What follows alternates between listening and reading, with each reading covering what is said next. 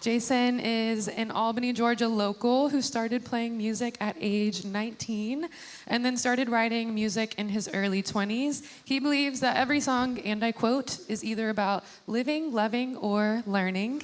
And he tries to write about all three in his songs. He enjoys the opportunity of performing at the Echo Room because he enjoys the immediate feedback. So if you have any thoughts on his performance, please let him know at the end. And then last thing, I asked Jason right before the Echo Room during our pre-performance press conference, some would call it. I asked him what is the most important thing that writing music has taught him, and he said that writing simply and truthfully is just fine. Please give a nice warm welcome to Jason Carver. Thank you. Thank you very much. So I'm going to introduce mine. I've got 4 tunes to give you some prep to know it's going to be that many. The very first one, I'm 45. I'll be 46 this year in June. You can tell by the white in my beard. But I wrote this song. The very first song I ever wrote, I was 22 years old, and my wife, her father had passed away. And it sounds like I was 22, but it was as much as I could do at the time. I was really into Fleetwood Mac. You're going to hear it. But I wanted to play it for you, and I played it at our wedding because she had her first dance with an uncle. And so there it is. It's called Please No.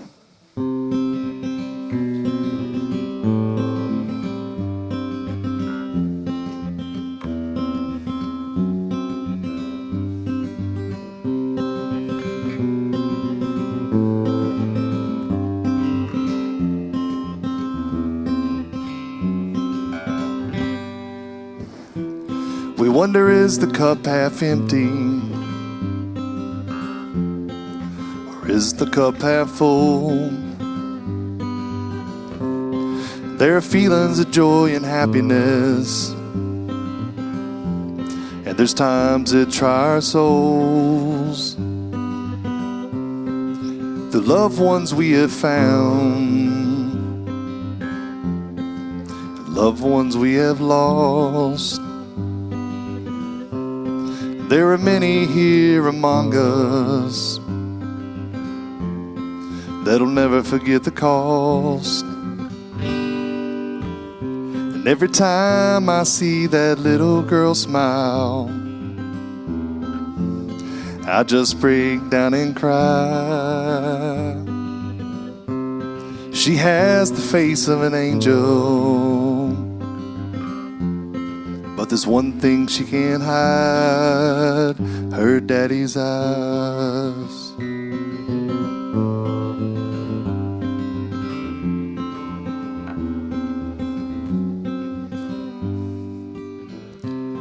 Well, every is a silver moon hanging in a starry sky, and someone's always right there with her, sure to keep a watchful eye. He'll never take the credit,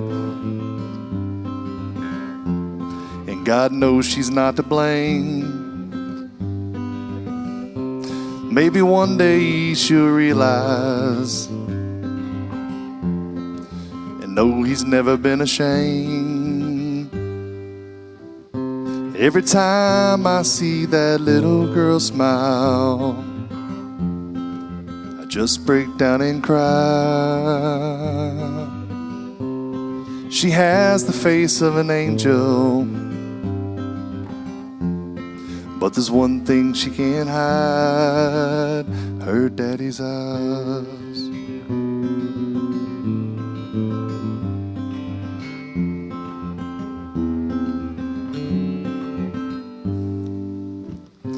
Every time I see that little girl smile,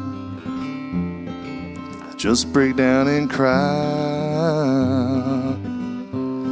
She has the face of the sweetest angel, but there's one thing she can't hide, her daddy's eyes.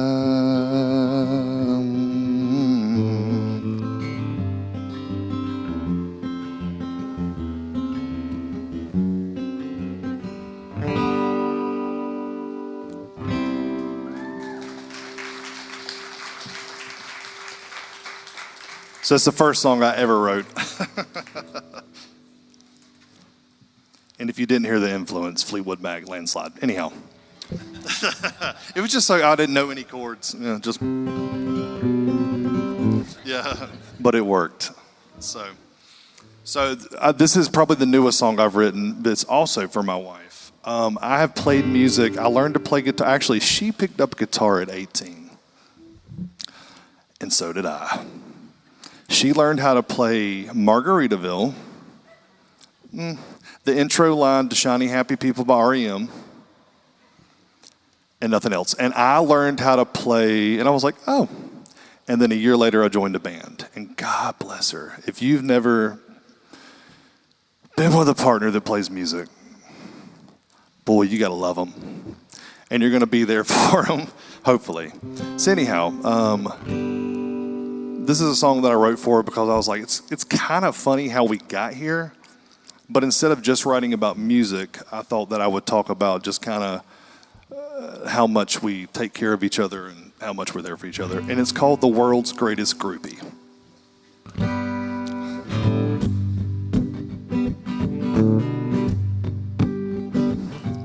Rug burns in the back of my Chevy van. She was not quite a girl, I was not quite a man.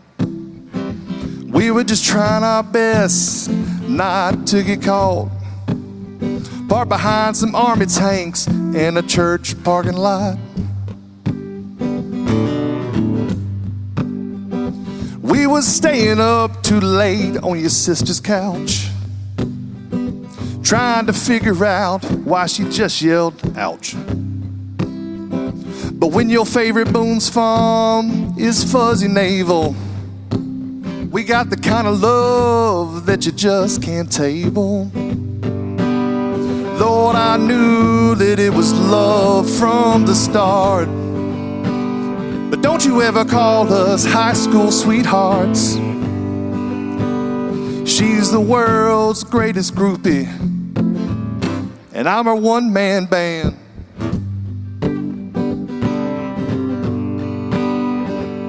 Then I guess we probably just had to take a break. There was too many other fish might be out there in that lake. But in less than a year flat, I never seen a girl throw a right hook like that. We had the funnest wedding out of all our friends. Outlasted most of them, and I didn't even help plan. I'm lucky, and she knows it.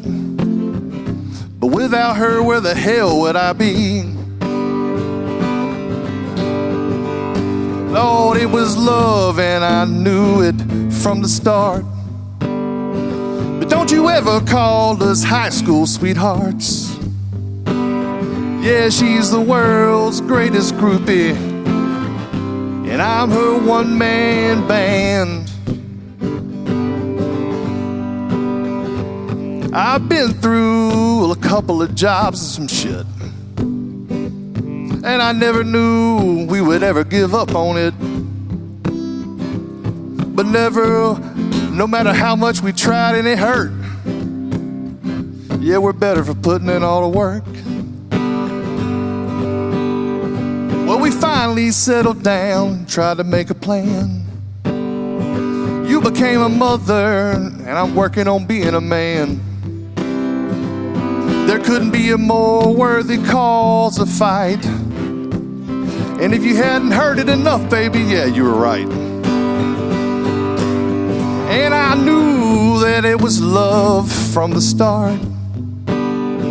But don't you ever call us high school sweethearts. She's the world's greatest groupie, and I'm her one-man band. Yeah, I knew that it was love from the start. Don't you ever call us high school sweethearts.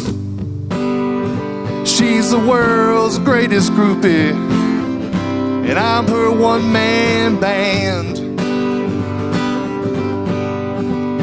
Yeah, you're the world's greatest groupie, babe, but I'm your biggest fan.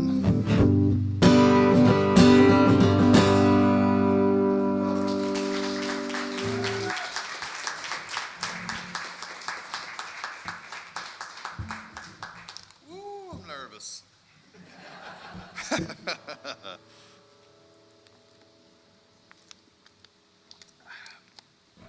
When I said she threw a left hook, she looked at me and said, "Ah." I told him. It's been said. It was rude. Oh.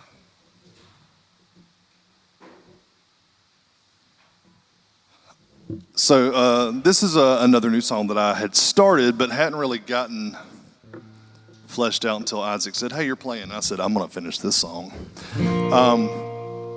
I don't know if anybody, so I played music, like I said, since I was 19. So I'm going to name instruments I played, and I'm going to sound really cool, but I'm jack of all trades, master of none. So I started playing guitar, joined a band, and played keyboard, taught myself in about 48 hours with headphones from Kmart. Mandolin, banjo, harmonica, just keep it going. Anyhow, so, but even without music, a lot of times, I know a bunch of people like jack of all trades, like they can help you do almost anything. And then you got to call somebody, right? So that's me. Like you went to put up a fence, halfway there, yours is still too short in one section, right? It's my mother-in-law. Yeah. I can do it, but it ain't gonna be perfect. A little bit cheaper.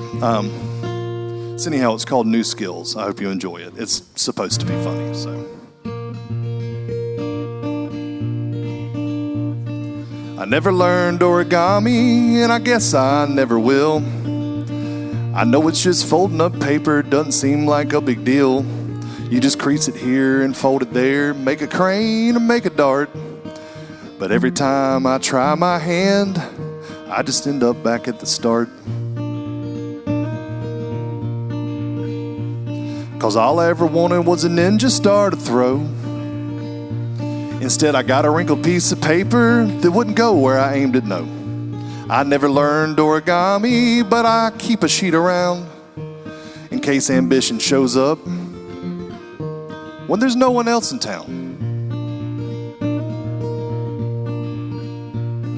I never learned how to drive a boat, I guess I never will. I know it's just mostly floating, you hit the throttle and you stay still. There's port and starboard and lines and chords and rules out on the blue. But I just idle in a lazy spin and I'd wave while I'm passing you. I'd holler, "Hey, I'm learning," while I drift side to side.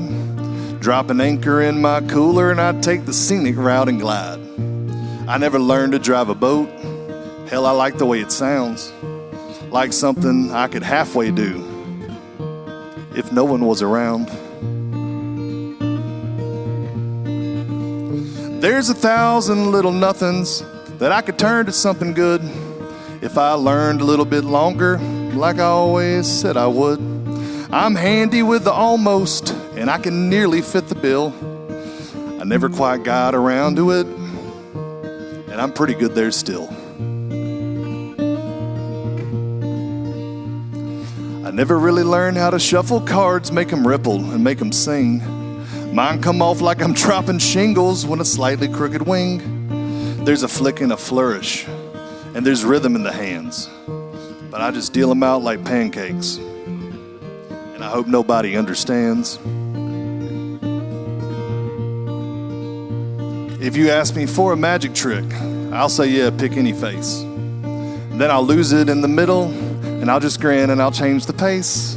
'Cause I never learned to shuffle cards, but I got a steady deal. And if confusion counts as magic, shit, I'm a wizard for real. I never learned how to whistle loud and through my fingers like a pro. Mine's a little teapot, that's a forgotten blow. I'm a man at a traffic stop without a 2-note razor call. I just scare a nearby sparrow, then I'll apologize to y'all. There's 1,000 little nothings that I could turn to something good if I learned a little longer, like I always said I would. But I'm handy with the almost, and I nearly fit the bill. And I never quite got around to it, but I'm pretty good there still.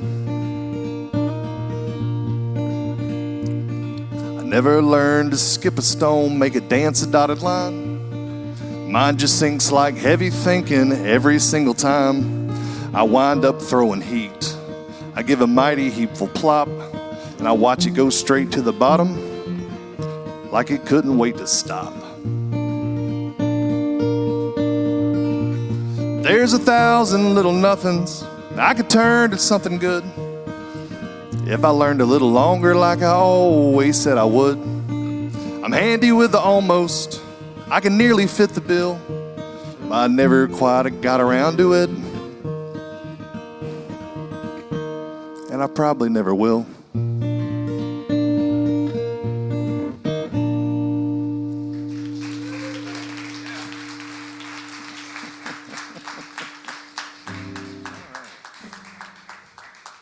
Thank you. Pretty good at a lot of stuff.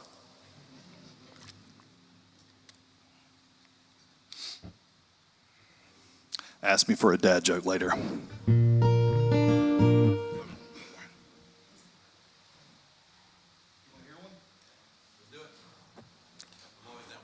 What's the best way to help your kid get ready for a space birthday party? Like outer space, like Artemis. You got to plan it. Yeah, it's terrible, on purpose.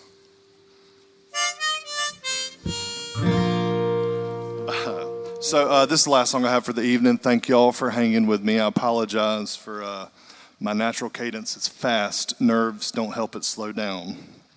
But I wrote this song. I actually had this ready for the last gig that we played, and my partner that I played with, Ron, said, "That's the best one you got." I said, "Well, you, man, I'm not done with it."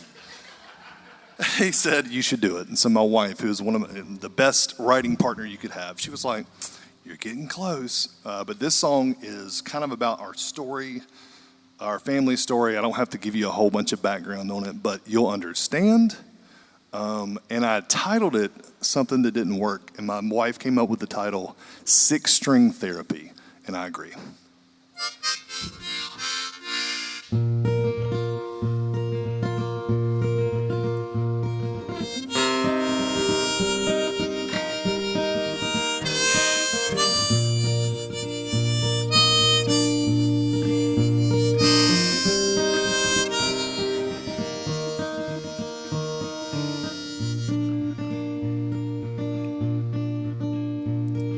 I wish this town was colorblind, could see what I see now. It's the love inside, it's the love inside.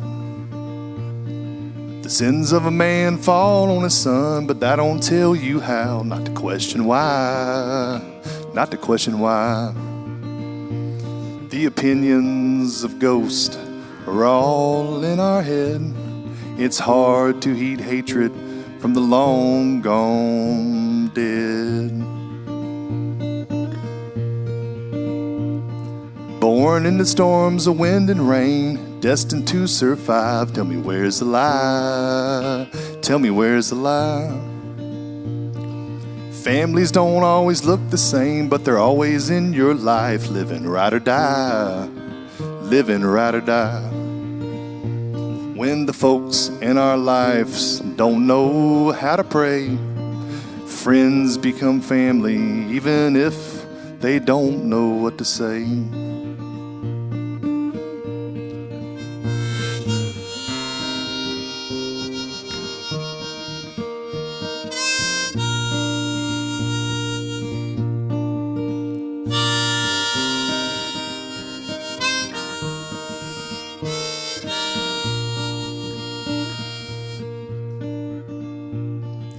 We're all just trying to do our best, not leave anyone behind, but there's so little time, there's so little time. No advice, so don't think twice, but if you need a sign, remember to be kind, remember to be kind. Always be kind,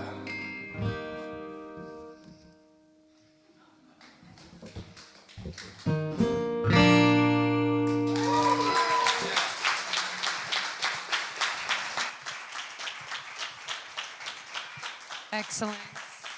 Thank you, thank you. Excellent work, excellent work. Give it up again for Jason. Next up on the stage, we have Anthony Johnson. All right, no claps for Anthony Johnson. Anthony is also from Albany, Georgia. He is a self-taught musician who started at age 5, which is crazy to think about. He plays a total of 12 instruments. He's truly a unit of a musician. He started writing music.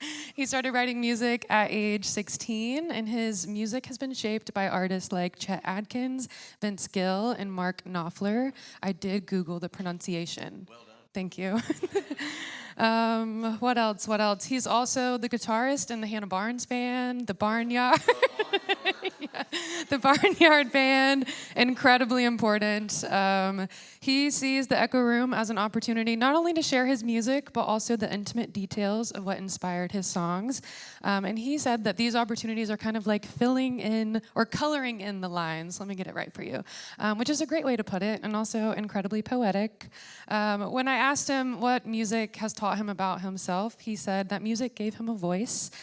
He's used music as a tool to explain the unexplainable, and when he started sharing that with people, a lot of people could connect or relate, and he realized it was a way to share more about himself, even when words fail. Let's give a nice, warm welcome to Anthony Johnson.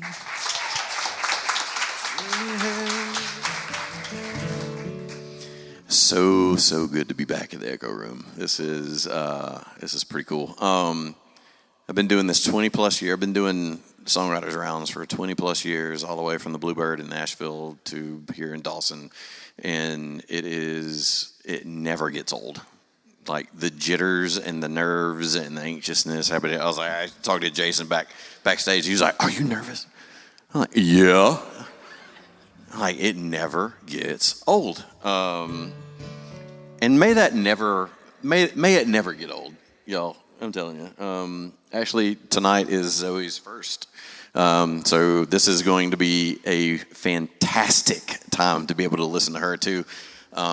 But no matter if you write songs in your bedroom or sing them for family or you've never written before, take out a notebook, write down a little line that may have impacted you. Maybe take that and think, because every single songwriter's round I've ever been in, there's always something that comes and inspires another songwriter, even in the same round, and they go and write something else. So it just like artists begat artists, and artists begat artists begat artists. Like it just keeps coming and keeps going. So may it never stop. But this first one that I'm doing, I actually wrote, I finished writing on the way here on the last Echo Room, and I kind of wanted y'all to see what a raw, or hear what a raw, unfinished song sounded like, and it was absolutely terrible. So I polished it up a little bit, so it's not as terrible, but this is one of my most recent ones. It's called "The Girl from Birmingham."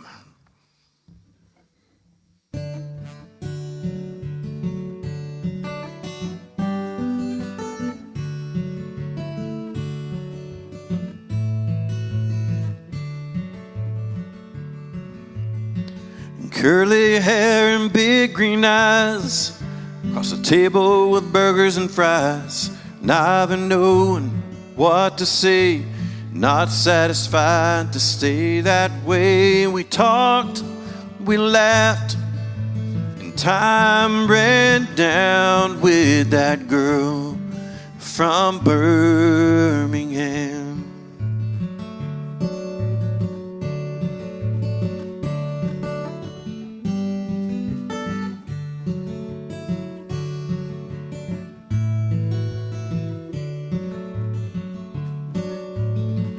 Popcorn, cokes, and sticky floors, arms loaded walking through the doors, holding hands as we were keen to see a tiny robot on the silver screen. Dented and broken, his little eyes were open to that girl from Birmingham.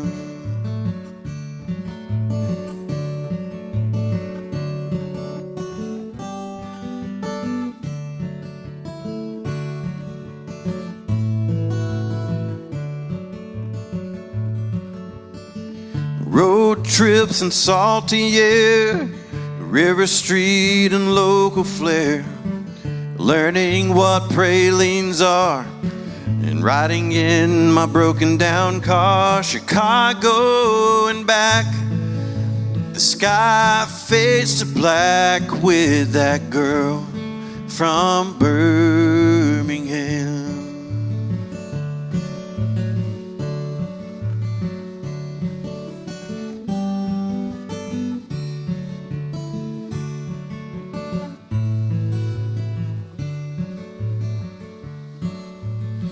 And all these years have come and gone, times of laughing, times to mourn, toddler feet and messy sheets.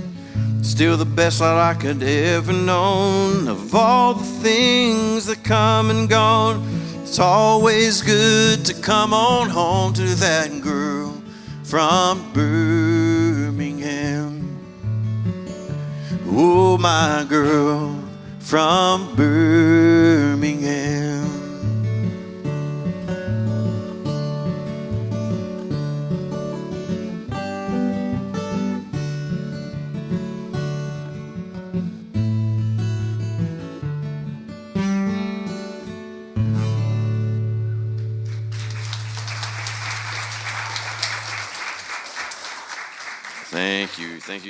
Thank you. Speaking of that girl from Birmingham, I'm actually going to ask her to come up and join me on this next one. This is my wife, Sarah. We've been married 13 years and been best friends for almost 20. I don't know. Man, we're getting old. We got 2 small kids, and just every day is a brand new adventure. But I'm also going to invite Miss Catherine Garrett up here with me as well. She is another songwriter. She was actually at the last Echo Room. I asked them to lend some vocals to this one. But this next one, I wrote for a movie, a little independent film, and the whole entire premise of this movie was it's a Christian zombie movie. Okay, put that in your head, file that away for right now. But a Christian zombie movie, exactly. He said, just file it away, just put it right there, and just think about the phrase Christian zombie movie a little bit later on. But the whole entire point of it was, as Jesus was healing the lepers, like nobody else wanted to touch the lepers, but all these other people, like they were healed by touch, because Jesus took the opportunity and said, boom, like I'm touching them, I'm healing them, I'm going to do what nobody else did. So this whole entire song kind of birthed out of that story, and it's called The Cure.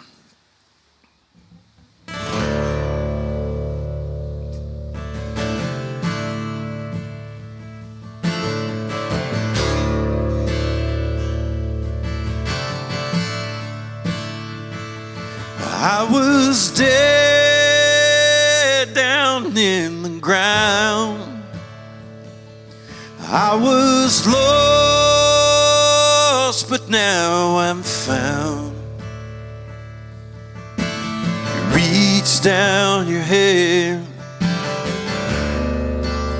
and rescued me.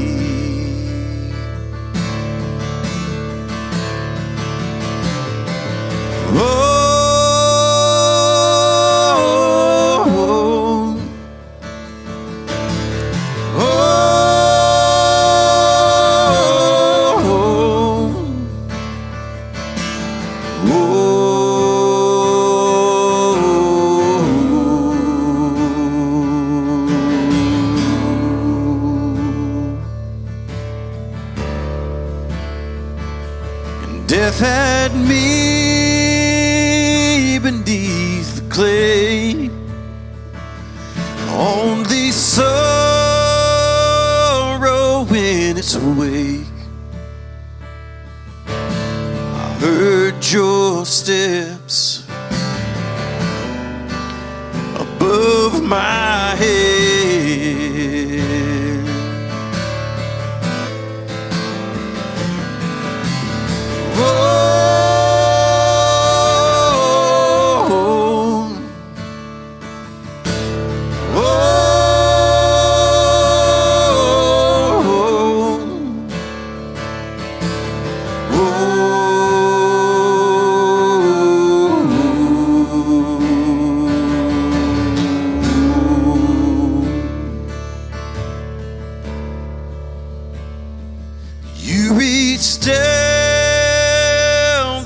hardened clay, rescued me from the grave.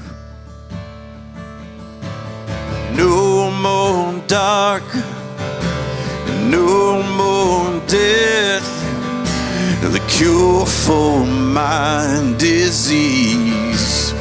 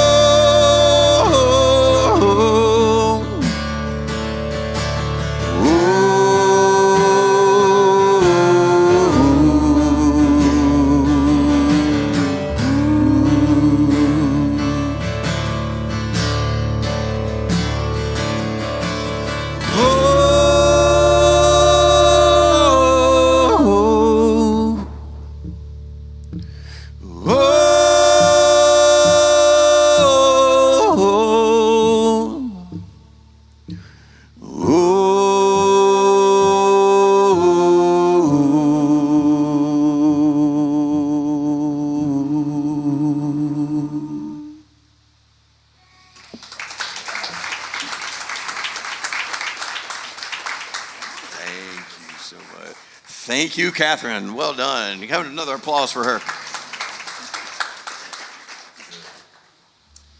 Oh, man. So I grew up playing bluegrass and stuff with my yeah, that's right. That's the only true response to bluegrass. Is another acceptable. And usually you don't need a full set of teeth to be able to sing bluegrass, but we did. And usually we got family, that's usually only our family reunions was to get together so we could have a full set of teeth, but yeah, it's good stuff. But growing up playing bluegrass, I learned chords from my dad and my granddad, and my dad is actually here, and this is the first time he has been able to make these one of these in several years. So I just want to say thank you, Dad, for teaching me everything that you have ever taught me. Anthony Sr. right there, and but it's your dust, sir. I'm just saying. But I try to. There's that phrase that we have down here in the South that says, "Don't get above your raisin," and I don't like that phrase. I don't like it at all. Always be better. Always grow. Always keep learning. Always keep on. But remember where you come from, I think, is a better way to put that. Remember who taught you, what you learned from, what your foundation is. So that's what I try to put in every single thing that I do, is come back around to that foundation and what I was taught as a kid, and just try to keep growing from that. But keep those elements going. But this next one is yet another in that storyline. This is the first song that me and my wife has ever written together. And this was also on another movie that it was chosen to be the credit song for another movie that I'd wound up doing. It was actually my first feature, first full feature, which was really, really cool. And after I had composed all the music to the movie, the director said, I really like that song, Happy Place, that you do. Do you mind if we use this for the credits? I was like, absolutely, go for it. So it was kind of cool sitting in the theater, watching this movie, and then hearing mine and my wife's voice come from the credits as everybody is getting up and leaving. And I was like, no, stay, let's I was like, there's 5 people left in the theater, and we're just like, that's us, that's me, that's right there, that's cool. But this is called Happy Place. It's definitely the most unique song that I've ever written, because I wanted to add some element that is something that echoes and mirrors marriage because you do this as a partnership. It's not just lead and harmony. Like you lead in some spots and then she leads in another. Like your spouse leads in some areas and then you lead in some, and you back off and you kind of do this to and fro and you partner and you go and you don't. You're like it's a partnership. It's constantly push and pull, push and pull. And that's kind of what this song emulates is I lead a little bit, she leads a little bit, but we're always in harmony constantly throughout the entire song. So just pay attention to those little elements as we sing this.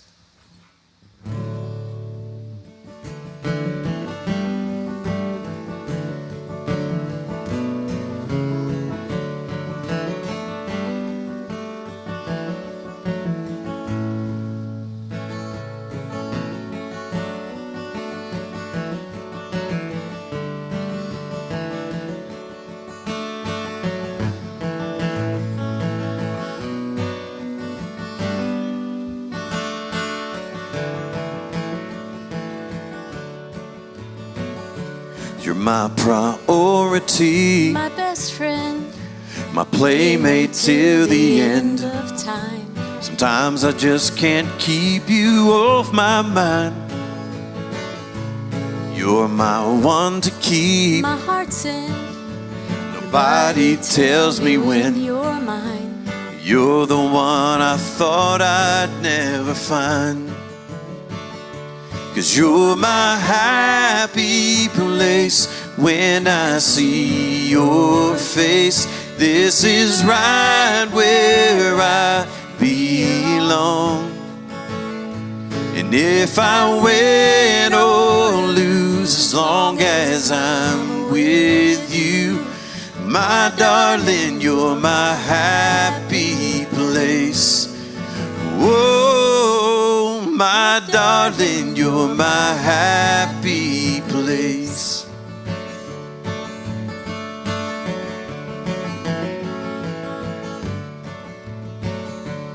And your love is sweet, like honeycomb, the bees just can't begin to collect. The buzzing in the trees spell out your name. When I lay me down My last breath, into the setting sun, I go with all the love we ever made. You're my happy place. When I see your face, this is right where I belong. And if I win or lose, as long as I'm with you, my darling, you're my happy place. Whoa, my darling, you're my happy place. You're my happy place. When I see your face, this is right where I belong. And if I win or lose, as long as I'm with you, my darling, you're my happy place. Whoa, my darling, you're my happy place.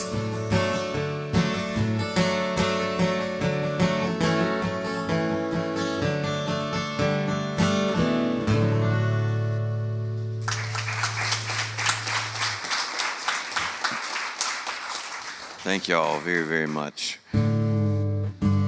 So I asked Isaac if I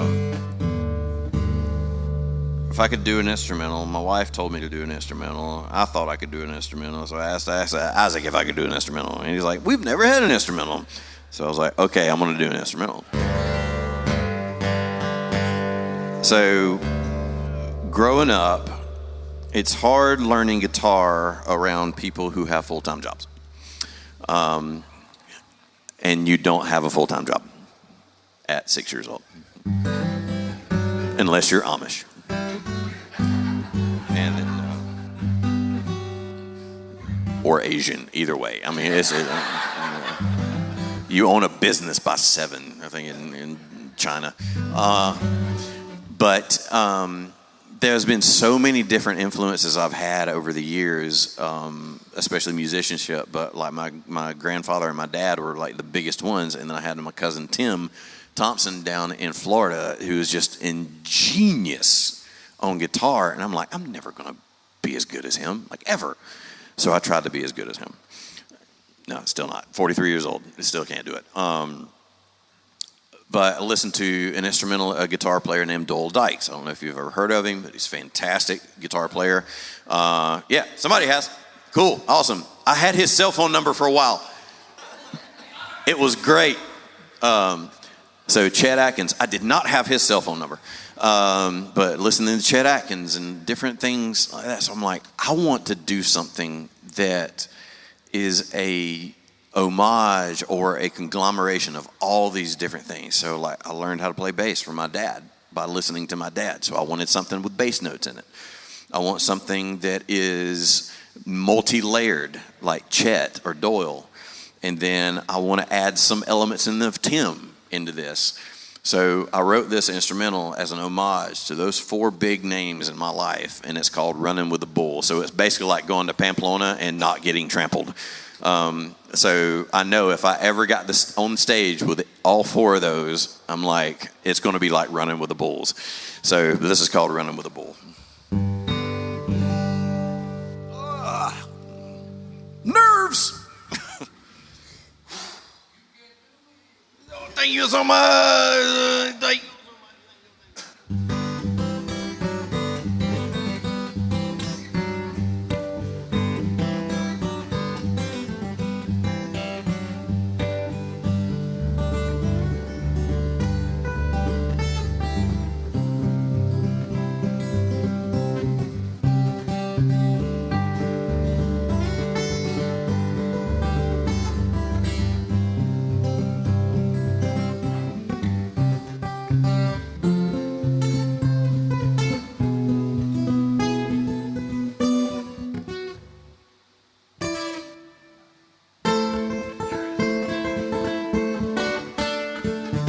Got trampled.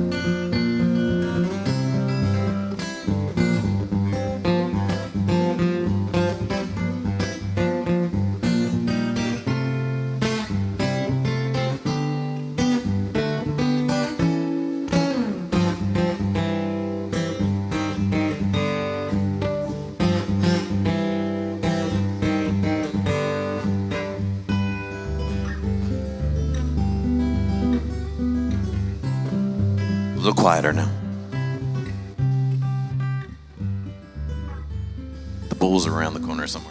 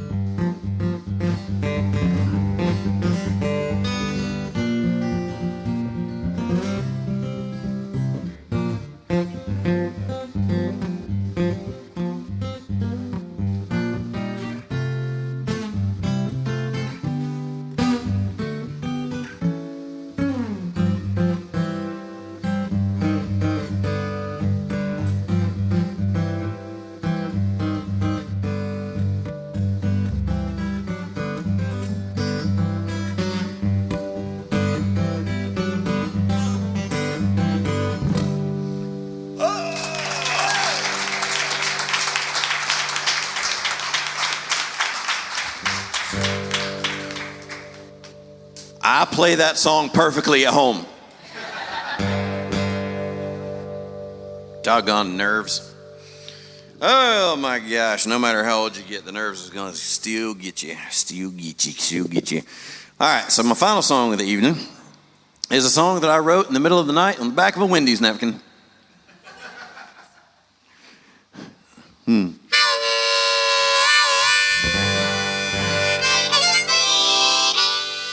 And I'm actually going to ask my wife to come back up and sing harmony on this one with me. Miss Sarah Johnson, everybody. Thank you. I'm the only man she's ever dated. That's why I married her, so she wouldn't have anything else to compare me to. But this is called Sweet Tulip Blossom. And I've got a funny story to tell you after this. I said I was going to tell it last time, but I'm really going to tell it this time. It's really funny, so stick around. Don't leave. Don't go to the bathroom. 1, 2, 3.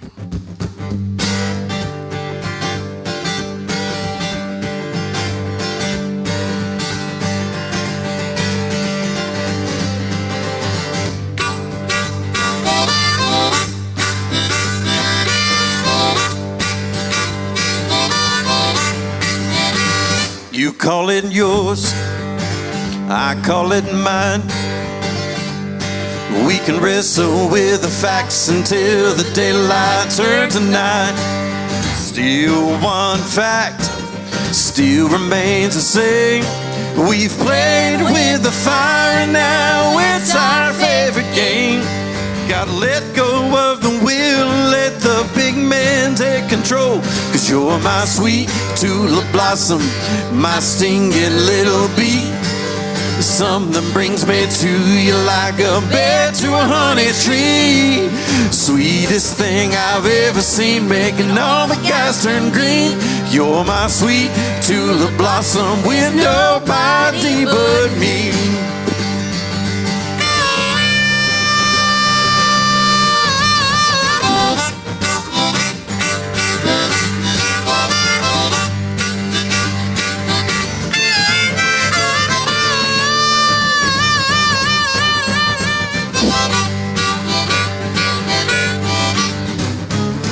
Gotta hold on tight, gotta do it right.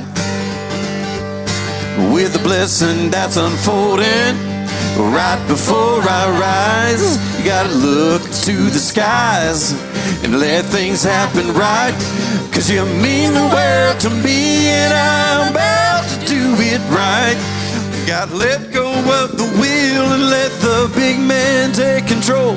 'Cause you're my sweet tulip blossom, my stinging little bee.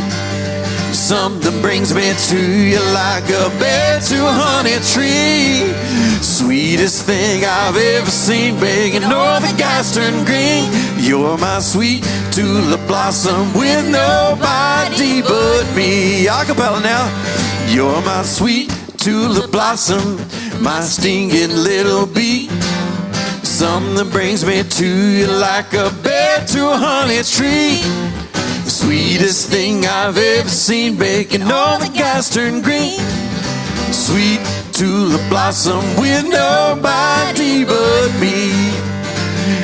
You're my sweet tulip blossom with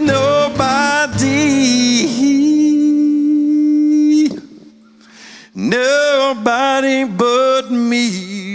Yeah.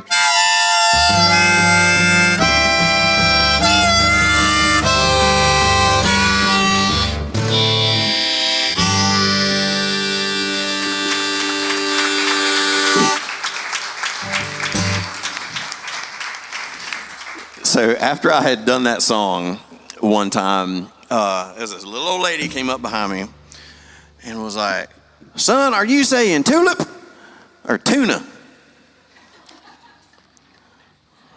I said, let me see how that would sound. You're my sweet tuna blossom, my chicken of the sea. I can make a sandwich with you like I can with ham and cheese. So I can go either way. There we go. But thank y'all so much for having me tonight. Okay, so my name is Anthony Johnson. This is my wife, Sarah. And thank you, Catherine.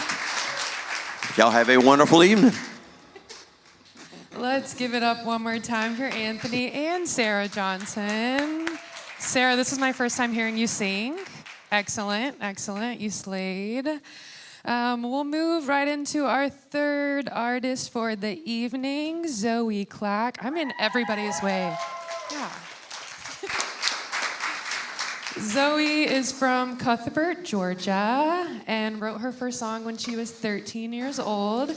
Writing music has always been a way for her to not only process her emotions, but also express them with others. She hopes that by sharing honestly about herself and her experiences, that others might be able to understand themselves a little bit better.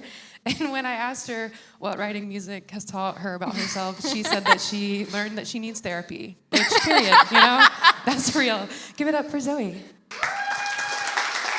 Thank you. So actually earlier, Isaac had texted me and was like the order, and at first I was first. And I text back and I was like, wait, no, I'm not gonna go first. And now I'm like, after playing behind Anthony, I'm like, man, I should have gone first. If I can play like you, that would be great. But yeah, my name's Zoe. I did write my first song at 13. There's a reason it's been lost since. But like Hannah said, the reason I did start writing songs is as a way to express my emotions. I'm not great at public speaking, which y'all will learn throughout this entire thing because I am nervous right now.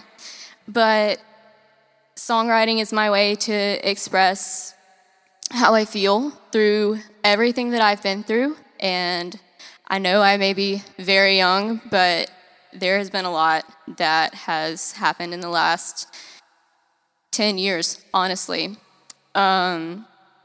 And so just being able to pour out really my heart into songs, it's hopefully not relatable to anyone. But the first one that I'm gonna do, I wrote back in 2022, I think. I had just graduated high school, and I was starting college. And this really is the first thing that I had ever written about my dad passing. He passed in 2016, and so by the time this song was written, it had been 6 years. And in the chorus, it says, "You never liked tattoos, but this one's for you." And so my dad really did hate tattoos. As you can see, I have a really big one right here on my arm. He actually drew this flower. But the tattoo that's referenced, it says, "Living, he loved me." And I got this initially as a way to share my story to help someone possibly through their grief. But the song Glorious Day by Casting Crowns was the first and last song that my father and I ever sang together. And so it says, "Living, he loved me, dying, he saved me." And that's why I have the "Living, he loved me." I don't know if y'all can see back there, but the H is lowercase. Living, he, my dad left me. And then I have a cross in the middle, and it makes an uppercase H if you look close enough, and that's living, Christ left me. But I wrote this one, and yeah, like I said, it's really the first inkling of my songwriting and my therapy.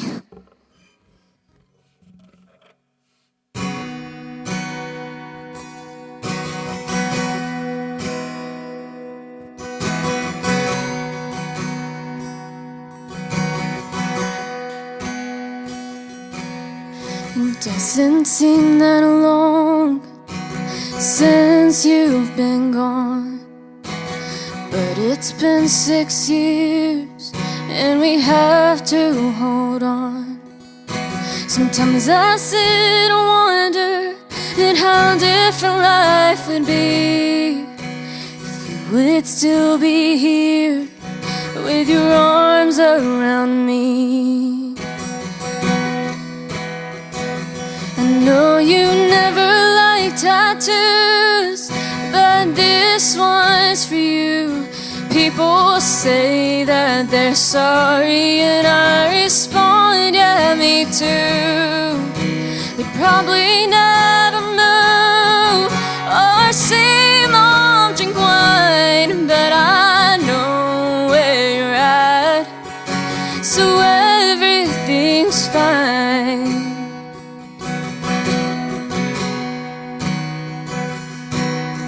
I know you would be proud of all that we've done. Your girls are grown, we're driving now, you should see your son.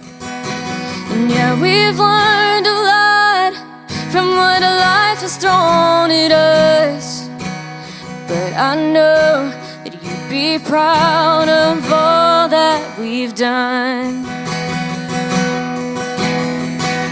I know you never liked tattoos, but this one's for you. People say that they're sorry, and I respond, yeah, me too. We'd probably never move or see mom drink wine, but I know where you're at, so everything's fine. And I'll be honest when I say I look at other daughters and get jealous, 'cause I know one day I won't get to see you, see me in a white dress, hold another little princess. But I know you're smiling down on me. There are things I wish we could do one last time, like hold your hand and say our prayers, then you kiss me goodnight. And there are things I do that remind us of you, and I wish I could be more like you were. But I've got this tattoo in memory of you. People still say they're sorry, and I respond, yeah, me too.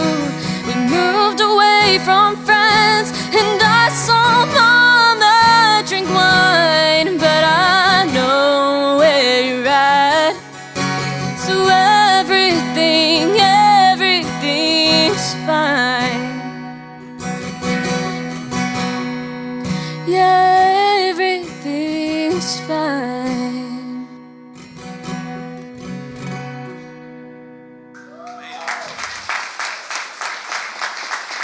Thank you. Yeah, so just in case anyone was wondering, I'm pretty much related to this entire half of the room. But my second reason for songwriting, in 2023, I had started dating this guy that I had known for a couple of years. I had just turned 19. And so we dated all through 2023. We were engaged in October of 23. April 6th of 24, we were gonna get married. And then February of 24, I received a call saying that he had been arrested for things that I did not know about. And I hadn't known something had happened. And I had asked a couple of times, like, hey, can you tell me about it? He's like, I'm not ready for that yet. And I'm like, oh, okay. So I never pushed, and I should have. And so this song comes from that, because I didn't realize what I was getting into. I didn't know the stuff I'd have to deal with because he never told me. But this one is called I Know What Love Is.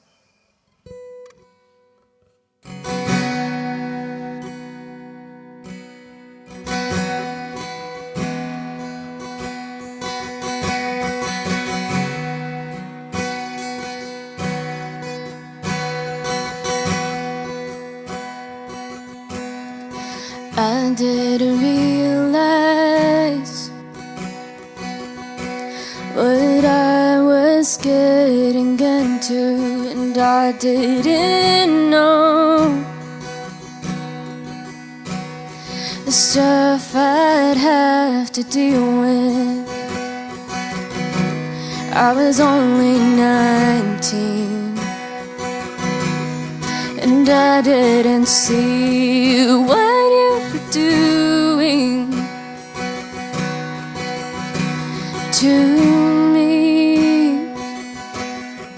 All of the trauma are now bad memories. I told you I loved you, and I thought I did, but now without you, I know what love is.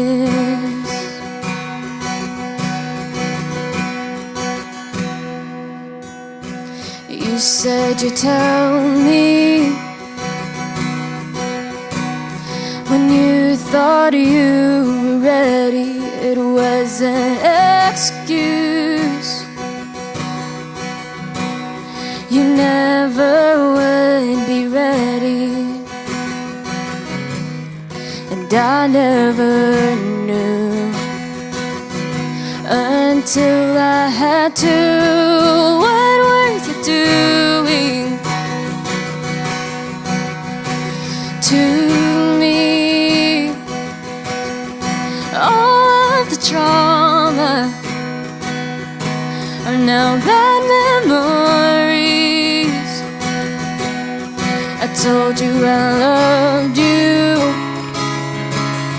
and I thought I did, but now without you,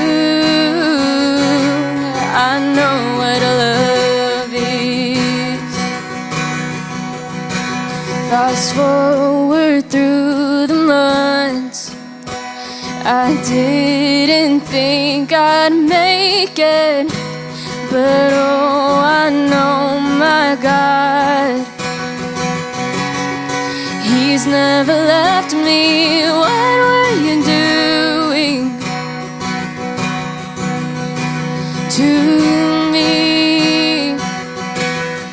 All of the trauma are now bad memories. I told you I loved you, and I thought I did, but now without you, I know what love is.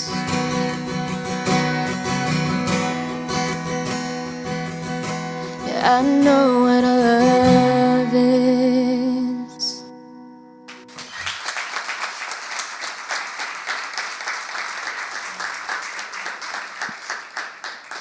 So my last one is called Where Are We?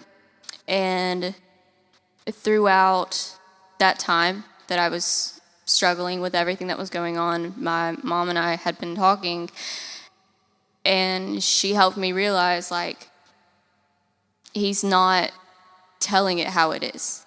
He's putting the blame on everyone else. He's not taking responsibility for what he did. And so that's kind of where this one comes from. And part of you'll hear it in the bridge, but it's like He's never apologized, like that I know of, to me. He's never apologized to His family. He's never apologized to the people involved in His crimes. Like, he just hasn't taken responsibility. And so He's just telling all the same lies. And so this one's called Where Are We?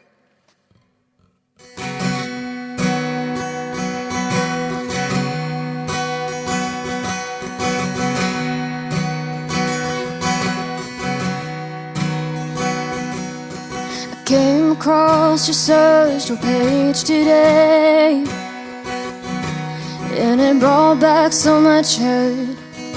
that I had packed away. I didn't know a person could feel that way.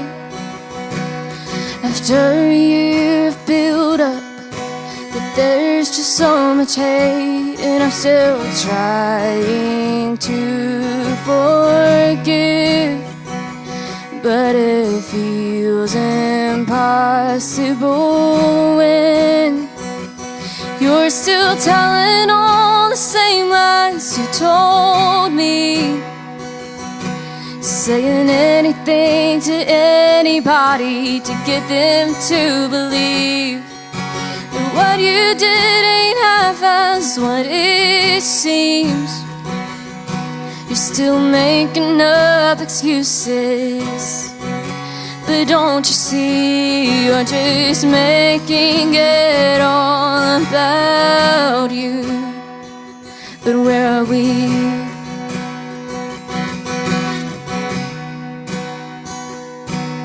I came across your social page today. Saw a video entitled What Really Happened, and as I watched bits and pieces, it was strange. It's like reliving the horrid truth of all these days, and I'm still trying to forgive. But it feels impossible when you're still telling all the same lies you told me, saying anything to anybody to get them to believe that what you did ain't half as what it seems. You're still making up excuses, but don't you see, you're just making it all about you. But where are we?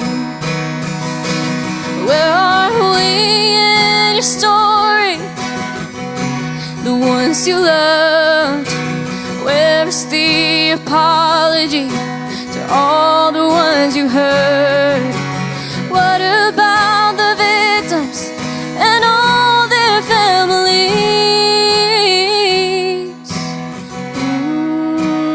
Oh, where are we?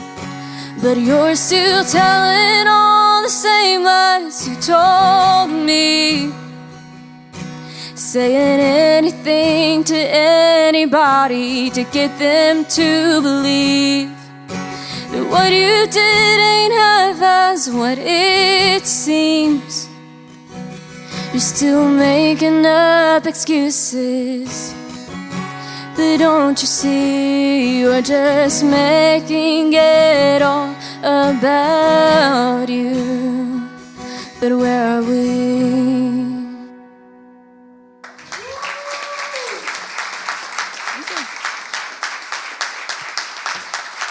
Beautiful, beautiful, beautiful. Can you guys give it up for Zoe? I'm gonna get out of your way. I'm gonna stay way over here. Our last artist of the evening is Isaac Evans. Isaac is also an Albany, Georgia local. See, I just can't. I'm gonna come out here. I'm gonna come up here. I said I wasn't gonna be up here because then I felt like I don't know what's going on back there, but clearly I'm the problem. Isaac is a longtime musician. He started playing piano, then he learned guitar, then he learned violin. He also plays bass for the Barnyard Band as well. You guys don't have to cheer for that. Please stop. Stop. He tried writing songs throughout various points of his childhood, but it wasn't until the last few years that he started to take it pretty seriously. I have been sharing like why everyone wants to perform, but I feel like Isaac's why is the Echo Room because he founded it. So the whole point is like his intention and his heart behind it.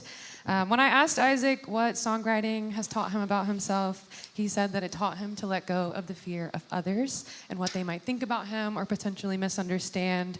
And he feels like sharing his music with people is kind of a practice of like unlearning that habit in himself, which is such a lovely way to put it. If you guys could give it up for Isaac. Thank you. Everybody say hey to Roman as well. Roman is playing some cajon, is what that thing is called. Yes.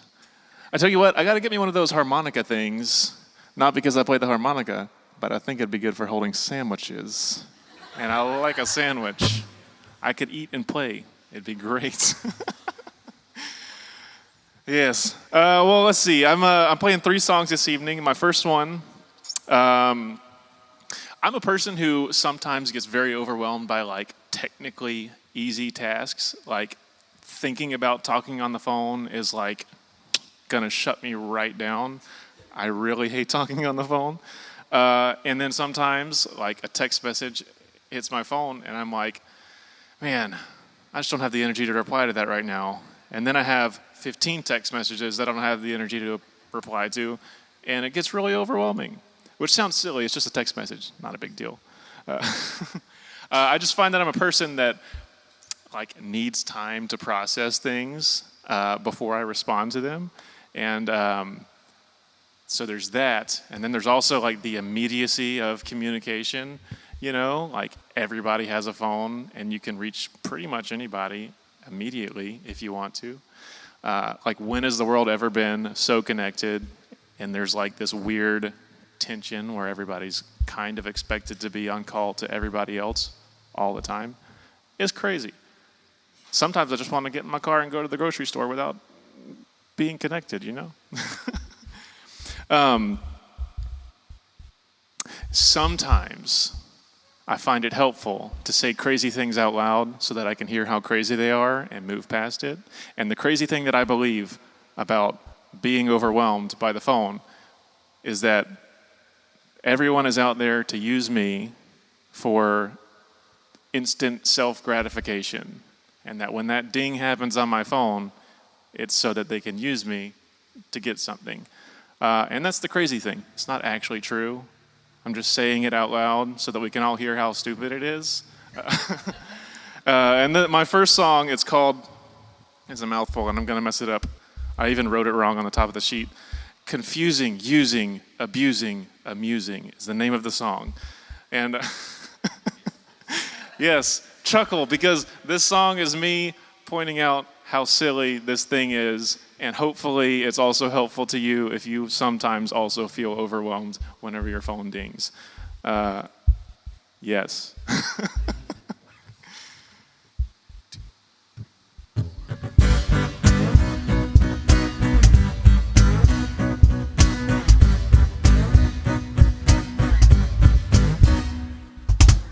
You try to call me on my telephone. You're gonna have to leave a message though. I can't explain why everything feels wrong. Sometimes I only wanna be alone. Confusing, everyone's using and abusing each other. Amuse me like you never knew me and start over again.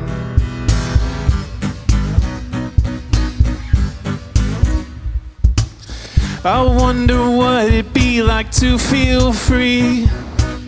I think I'm always gonna sing off key. I can't live up to what I think you think of me. I can't carry that responsibility. Confusing, everyone's using and amusing each other. Amuse me like you never knew me and start over again. These tiny tasks are going nowhere. No, no, no.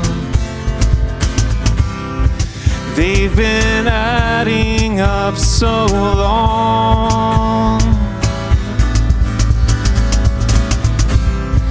Please don't ask me for an update. I've been so anxious all along, all along.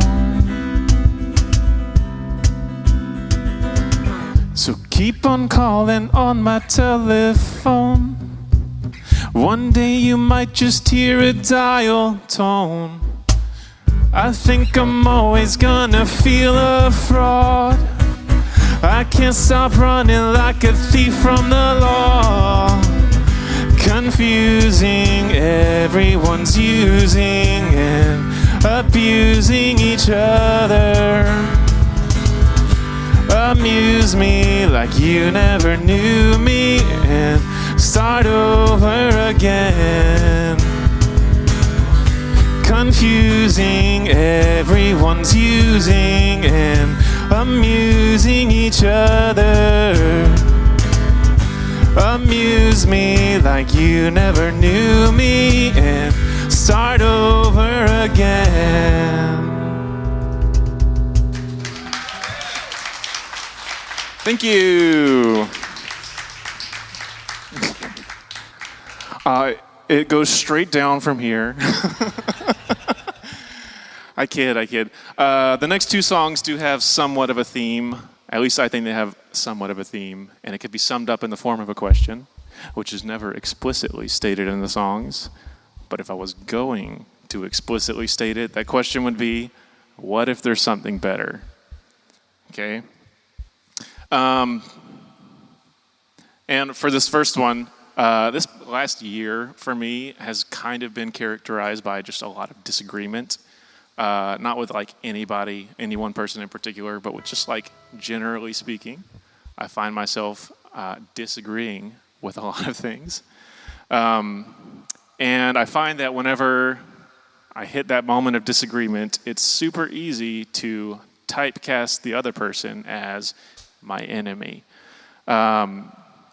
Or maybe someone tells a lie, now they're a liar.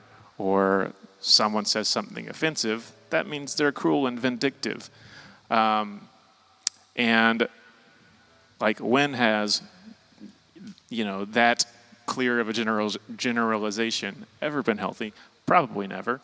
And it's done damage to me and my relationships.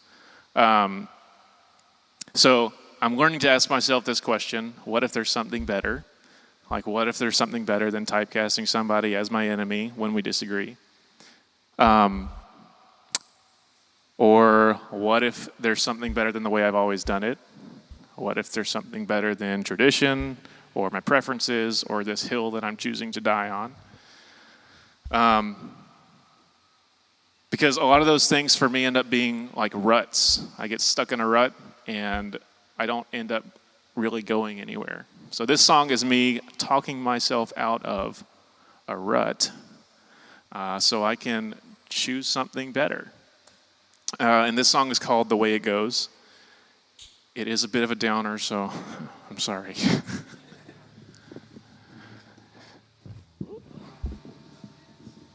1 second.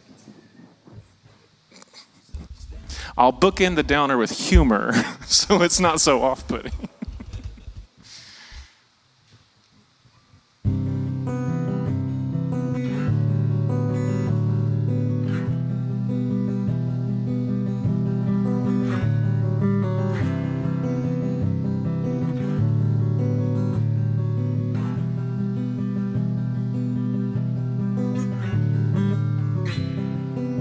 Sometimes liars tell the truth, and some good intentions just won't do.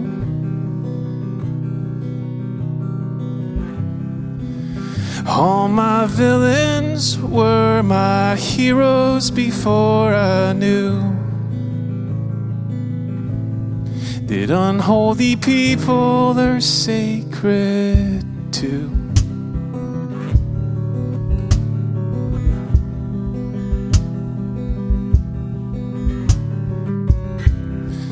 anyone can tell you how to be.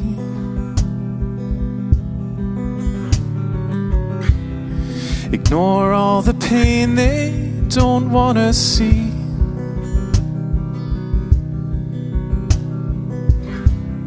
But I know my feelings, they are real even if they're not true.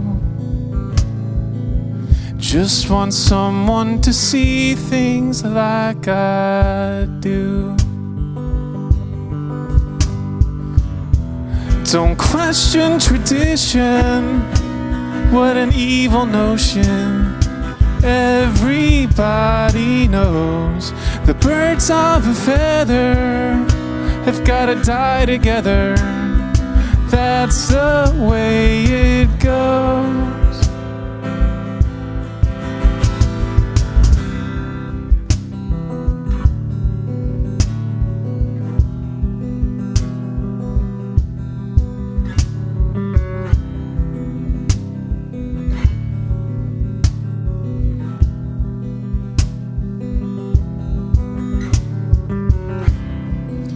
Sometimes lovers hurt the most. Sometimes I feel like just a ghost.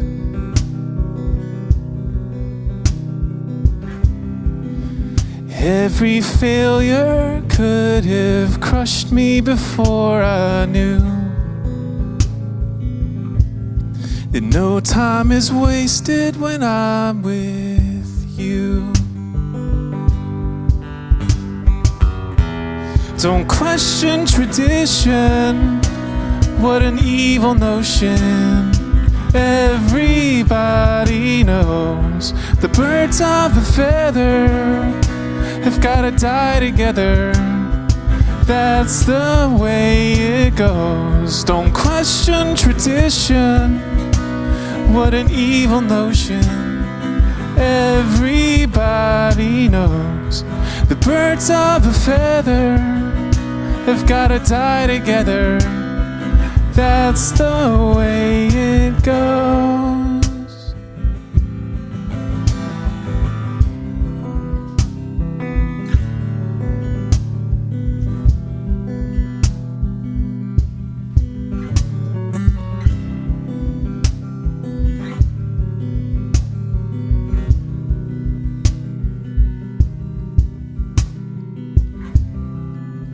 All my villains were my heroes before I knew that unholy people are sacred too.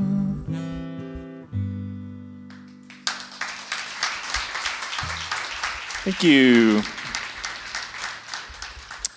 My last song for the evening. Well, let me start it this way. A little something about me. I'm a person who frequently suffers from extreme bouts of nihilism. And if that's a new word, nihilism just means it's like the belief that nothing matters. And I guess to be fair, I'm not an actual nihilist. I do believe things matter, but sometimes I have to work really hard to believe that and to remember that. And that is not a reflection on how I was raised. I was raised to believe that things matter and that life has value and that things are significant. But somewhere along the way, that got twisted to be everything is supremely important all the time, which is really heavy, actually. And I don't know if anybody remembers Pixar's hit movie, The Incredibles.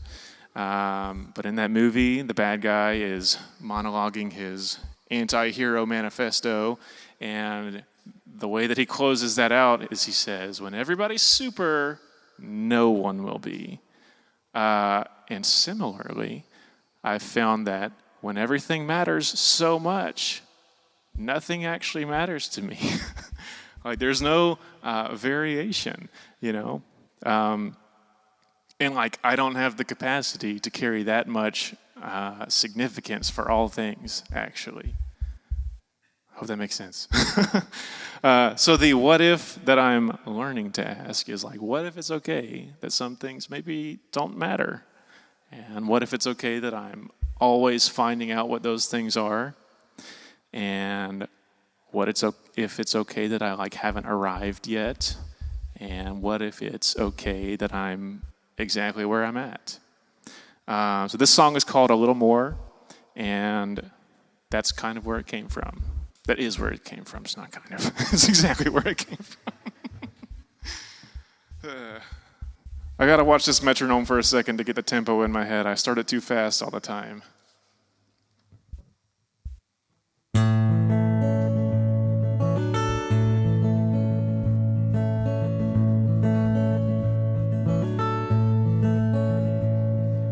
On this staircase to the clouds, I'm just trying to figure out if I'm closer to the end or the beginning. Been here once or twice before, I can't take it anymore. If this is how it feels when I am winning, I need a little more hope, a little more time before I choke on the smoke. While I'm saying I'm fine, need to know I'm not wrong about the hypocrite lies. And if I'm wrong, will I be alright? A chisel in a heart of stone, a clown is laughing on his throne. No wonder everybody's misbehaving. Build with bricks or sticks or straw, nothing's gonna last at all. Is a simple, sometimes nihilist, worth saving. I need a little more hope, a little more time before I choke on the smoke. While I'm saying I'm fine, need to know I'm not wrong about the hypocrite lies. And if I'm wrong, will I be alright? It's not the climax of the movie. Life's not like a silver screen. Who really knows what they are doing? Not me, no, not me.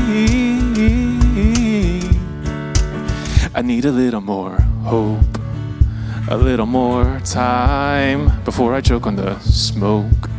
While I'm saying I'm fine, I need a little more hope, a little more time before I choke on your rope.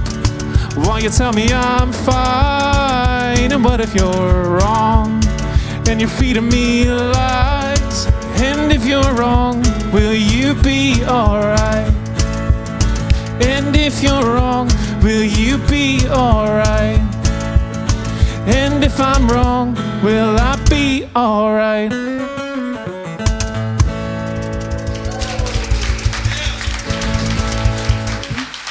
Thank you. Incredible, incredible. Well, everyone, that does conclude the performances for tonight. Did you guys have fun?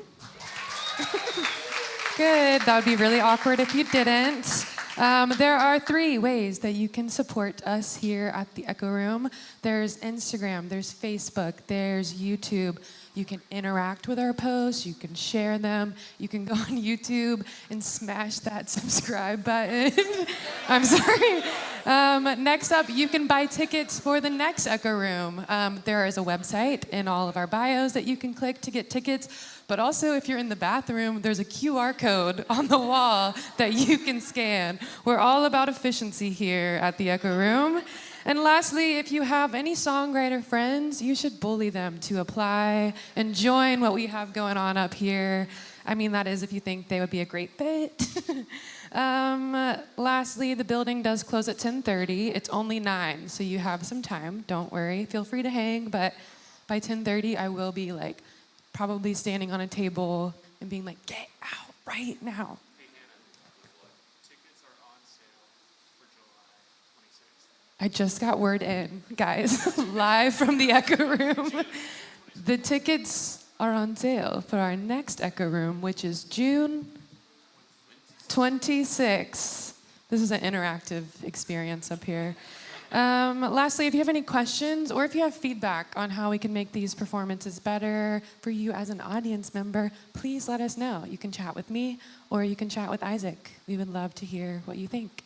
That's all I got. You guys have fun tonight. Thanks for coming.